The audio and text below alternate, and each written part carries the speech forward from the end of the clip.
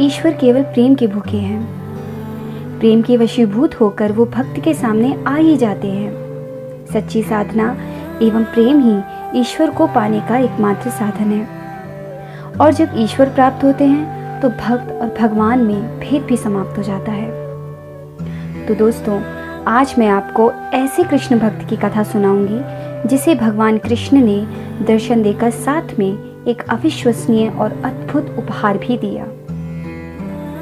ये कथा है आमेर नरेश श्री पृथ्वीराज जी स्वामी की। एक बार इनके गुरु पयोहारी जी द्वारिका की यात्रा पर जाने लगे तो पृथ्वीराज जी भी इनके साथ जाने के लिए तैयार हो गए और कहा कि द्वारिका जाकर शरीर पर शंख और चक्र जरूर बनवाऊंगा। लेकिन गुरु पयोहारी जी ने कहा कि अगर मेरे साथ द्वारिका जाओगे तो राज्य में अव्यवस्था फैल जाएगी, तुम्हें यहीं रहकर अपना कर्म करना होगा, इसीलिए यहीं रहकर अपनी प्रजा की सेवा करो।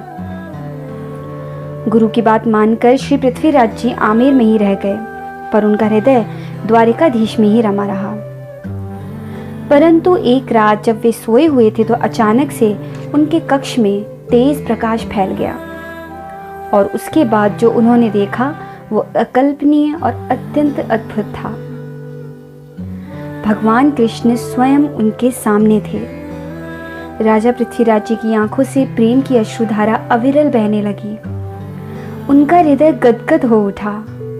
उन्होंने भगवान कृष्ण की परिक्रमा की और भाव विभोर होकर उन्हें प्रणाम किया। तब भगवान ने कहा कि तुम अब गोमती संगम में डुबकी लगाओ। और अचानक से राजा को लगा कि वो गोमती तट पर पहुंच गए हैं और नदी में डुबकी लगा रहे हैं। फिर सुबह होने पर जब राजा महल से बाहर नहीं निकले तो चिंतित होकर रानी उनके कक्ष में पहुंची और रानी ने देखा कि राजा का पूरा शरीर भीगा हुआ है और साथ ही देखा कि राजा के बाजू पर शंख और चक्र के निशान उभर आए हैं। और जब राजा की नींद खुली तो वो स्वयं भी इस चमत्कार को देखकर हैरान थे। उन्हें आभास हो गया था कि स्वयं द्वारिकाधीश ने उनकी ये इच्छा पूरी की है। इस घटना के बाद से राजा पृथ्वीराज ने अपना संपूर्ण जीवन कृष्ण भक्ति को ही समर्पित कर दिया।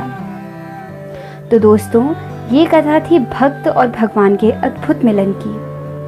और अगर ये कहानी आपको अच्छी लगी हो तो ज़रूर से लाइक, सब्सक्राइब और शेयर ज़रूर कीजिएगा।